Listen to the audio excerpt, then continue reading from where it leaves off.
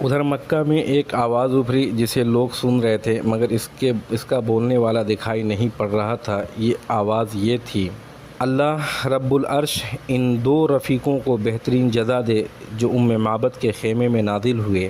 وہ دونوں خیر کے ساتھ اترے، خیر کے ساتھ روانہ ہوئے، اور جو محمد صلی اللہ علیہ وسلم کا رفیق ہوا وہ کامیاب ہوا۔ ہائے قدسی! اللہ نے اس کے ساتھ کتنے بے نظیر کارنامے اور سرداریاں تم سے سمیٹ لیں۔ بنو کعب کو ان کی خاتون کے قیامگاہ اور مومنین کی نگہداشت کا پڑاؤ مبارک ہو۔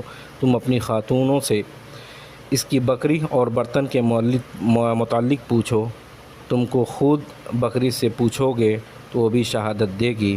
یہ بیان کرنے والا جن تھا۔ حضرت اسماء رضی اللہ تعالیٰ عنہا کہتی ہیں کہ ہمیں معلوم نہ تھا کہ رسول اللہ صلی اللہ علیہ وسلم نے کدھر کا رخ فرمایا ہے کہ ایک جن زیریں مکہ سے یہ اشعار پڑھتا ہوا آیا۔ لوگ اس کے پیچھے پیچھے چل رہے تھے اور اس کی آوازیں سن رہے تھے لیکن خود اسے نہیں دیکھ رہے تھے، یہاں تک کہ وہ بالائی مکہ سے نکل گیا۔ وہ کہتی ہیں کہ جب ہم نے اس کی بات سنی تو ہمیں معلوم ہوا کہ رسول اللہ صلی اللہ علیہ وسلم نے کدھر کا رخ فرمایا ہے، یعنی آپ صلی اللہ علیہ وسلم کا رخ مدینہ کی جانب ہے۔ راستہ میں سراقہ بن مالک نے تعاقب کیا اور اس واقعے کو خود سراقہ نے بیان کیا ہے۔ وہ کہتے ہیں کہ میں اپنی قوم بنی مدلج کے ایک مجلس میں بیٹھا تھا کہ اتنے میں ایک آدمی آ کر ہمارے پاس کھڑا ہوا اور ہم بیٹھے تھے۔ اس نے کہا: اے سراقہ، میں نے ابھی ساحل کے پاس چند افراد دیکھے ہیں، میرا خیال ہے کہ محمد صلی اللہ علیہ وسلم اور ان کے ساتھی ہیں۔ سراقہ کہتے ہیں کہ میں سمجھ گیا کہ وہی لوگ ہیں، لیکن میں نے اس آدمی سے کہا: یہ لوگ نہیں ہیں بلکہ تم نے فلاں فلاں کو دیکھا ہے جو ہماری آنکھوں کے سامنے سے گزر گئے ہیں۔ پھر میں مجلس سے کچھ دیر تک ٹھہرا رہا، اس کے بعد اٹھ کر اندر آ گیا اور اپنی لونڈی کو حکم دیا میرا گھوڑا نکالے، ٹیلے کے پیچھے روک کر میرا انتظار کرے۔ ادھر میں نے اپنا نیزہ لیا اور گھر کے پچھواڑے سے باہر نکلا۔ لاٹھی کا ایک سرا زمین میں گھسیڑ رہا تھا اور دوسرا سرا اوپر سے نیچے کو رکھا تھا۔ اس طرح میں اپنے گھوڑے کے پاس پہنچا اور اس پر سوار ہو گیا۔ میں نے دیکھا کہ وہ اس میں معمول مجھے لے کر دوڑ رہا ہے، یہاں تک کہ میں ان کے قریب آ گیا۔ اس کے بعد گھوڑا مجھے سمیت پھسلا اور میں اس سے گر گیا۔ میں نے اٹھ کر ترکش کی طرف ہاتھ بڑھایا اور پاسے کے تیر نکال کر یہ جاننا چاہا کہ میں انہیں ضرر پہنچا سکوں گا یا نہیں۔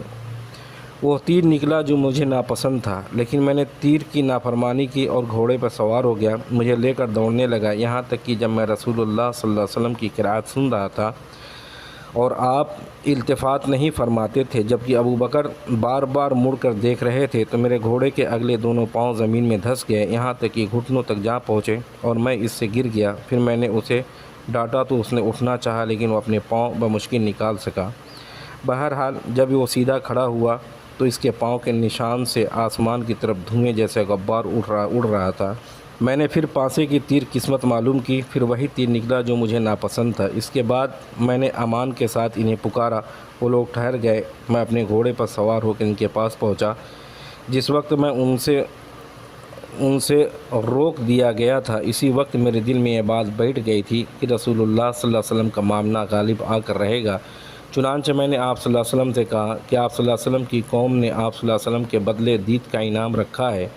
ساتھ ہی میں نے لوگوں کے عزائم سے آپ صلی اللہ علیہ وسلم کو آگاہ کیا، توشہ ساز و سامان کی بھی پیشکش کی، مگر انہوں نے میرا کوئی سامان نہیں لیا اور نہ ہی مجھ سے کوئی سوال کیا۔ پھر اتنا کہا کہ میرے متعلق رازداری برتنا۔ میں نے آپ صلی اللہ علیہ وسلم سے گزارش کی کہ آپ مجھے پروانِ عمل لکھ دیں۔ آپ صلی اللہ علیہ وسلم نے عابد بن فہیرہ کو حکم دیا، انہوں نے چمڑے کے ایک ٹکڑے پر لکھ کر میرے حوالے کر دیا۔ پھر رسول اللہ صلی اللہ علیہ وسلم آگے بڑھ گئے۔ اس واقعے سے تعلق خود ابو بکر رضی اللہ تعالیٰ عنہ کی بھی ایک روایت ہے۔ ان کا بیان ہے کہ ہم لوگ روانہ ہوئے تو قوم ہماری تلاش میں تھی، مگر سراقہ بن مالک بن جیشم کے سوا جو اپنے گھوڑے پر آیا تھا کوئی ہمیں نہ پا سکا۔ میں نے کہا: اے اللہ کے رسول صلی اللہ علیہ وسلم، یہ پیچھے کرنے والا ہمیں آ لینا چاہتا ہے۔ آپ صلی اللہ علیہ وسلم نے فرمایا: لا تحزن ان اللہ معنا، غم نہ کرو، اللہ ہمارے ساتھ ہے۔ بہرحال سراقہ واپس ہوا تو دیکھا کہ لوگ تلاش میں سرگرداں ہیں۔ کہنے لگا: ادھر کی خوش خبر لے چکا ہوں، یہاں تمہارا جو کام تھا وہ کیا جا چکا ہے۔ اس طرح لوگوں کو واپس لے گیا، یعنی دن کے شروع میں تو چڑھتا آ رہا تھا، آخر میں پاسبان بن گیا۔ راستے میں نبی صلی اللہ علیہ وسلم کو بریدہ اسلمہ ملے۔ یہ اپنی قوم کے سردار تھے۔ قریش نے جس کے زبردست انعام کا اعلان کر رکھا تھا، اس کے لالچ میں نبی صلی اللہ علیہ وسلم ابو بکر اللہ تعالیٰ عنہ کی تلاش میں نکلے تھے، لیکن جب رسول اللہ صلی اللہ علیہ وسلم سے سامنا ہوا، بات چیت ہوئی تو نقد دل دے بیٹھے اور اپنی قوم کے 70 آدمیوں سمیت وہیں مسلمان ہو گئے۔ پھر اپنی پگڑی اتار کر نیزہ سے باندھ لی، جس کا سفید پریڑا ہوا ہوا میں لہراتا بشارت سناتا، امن کا بادشاہ، صلح حامی، دنیا کی عدالت اور انصاف سے بھرپور کرنے والا تشریف لا رہا ہے۔ راستے میں نبی صلی اللہ علیہ وسلم کو حضرت زبیر بن عوام رضی اللہ تعالیٰ عنہ نے، یہ مسلمانوں کے ایک تجارت پیشہ گروہ کے ساتھ ملک شام سے واپس آ رہے تھے۔ حضرت زبیر رضی اللہ تعالیٰ عنہ رسول اللہ صلی اللہ علیہ وسلم اور ابو بکر رضی اللہ تعالیٰ عنہ کو سفید پارچہ جات پیش کیے۔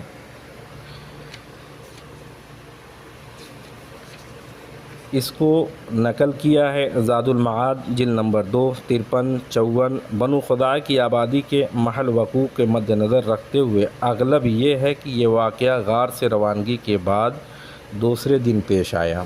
صحیح بخاری جلد نمبر 1 554 میں بنی مدلج کا وطن رابغ کے قریب تھا اور سراقہ نے اس وقت آپ صلی اللہ علیہ وسلم کا پیچھا کیا جب آپ صلی اللہ علیہ وسلم قدیس سے اوپر جا رہے تھے، یعنی زاد المعاد جلد نمبر 2 صفحہ نمبر 53۔ اس لیے اغلب یہ ہے کہ غار سے روانگی کے بعد تیسرے دن تعاقب کا یہ واقعہ پیش آیا تھا، جس کو روایت کیا صحیح البخاری نے جلد نمبر 1 516، زاد المعاد جلد نمبر 2 53، رحمۃ للعالمین جلد نمبر 1 101۔ اللہ ہم سب کو جزائے خیر دے اور مجھے صحیح طریقے سے پڑھنے کی توفیق عطا فرمائے۔ اللہم آمین ثم آمین۔